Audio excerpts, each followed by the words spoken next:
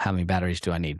All right, so let's say like for residential, just have an extra, one or two, depending on your yard. Most residential customers probably aren't going to have that many 12s, 12 amps. Remember, they're all 56 volt, but the 12 amps, depending on what machine they have, a lot will have 10 amps. I would say, have, a couple extra of those. Definitely wouldn't hurt, but I know those are the most expensive. But even if you have some 5s or some 8s, that's going to do just fine for a lot of your, larger equipment, your blowers, things like that. They do get heavy when you're using them in trimmers, unless you're using a link system, again, where you can put it on your back. So all the weight's on your back, everything else is in your hands. But, even the 2.5s, things like that, they're fine. Get some extras and just have them charged, but you don't have to really overkill it as long as you're playing it smart with your battery management. And, when one's dying or dead and you're swapping it out, don't forget to put that other one on the charger and let it charge while you're working. But most of the residentials, these batteries are so good that, you're not really going to have to worry about that problem that much. So you really just need an extra, maybe, or two, if you have a yard. God, why do I want to say that? Large yard. I said it right that time. Huh.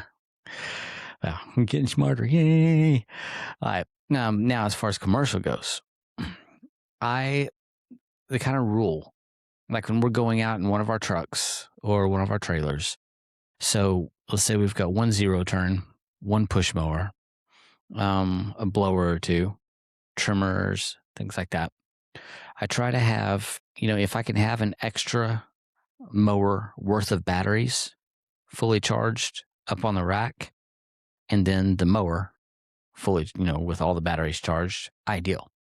So then no matter what, your batteries after a lawn, say we go and do, because these, if you're in full batteries, like, say you got 612s, you're looking at 3 to 4 acres on one cut. So if you're going out there and you're cutting, a quarter acre, half acre, whatever, you come back, you get in the truck, take those batteries out, put them on charge. So at your next property, you've got full batteries. And, just keep that constant rotation going, whether you're using a PGX charger or you're doing something like we do, solar.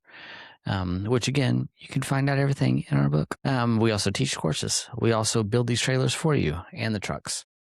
So, but again, you don't have to go loading yourself up with tons and tons of batteries. Just play it smart.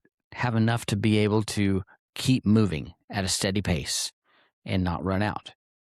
But our problem we've had in the past is with guys, they will run it till it's dead, going yard to yard to yard, and then not look to see, oh, crap, I didn't bring any extra batteries, or, oh, someone else used the battery I was going to use, or not even look to see if there is fresh batteries hanging up on the charger.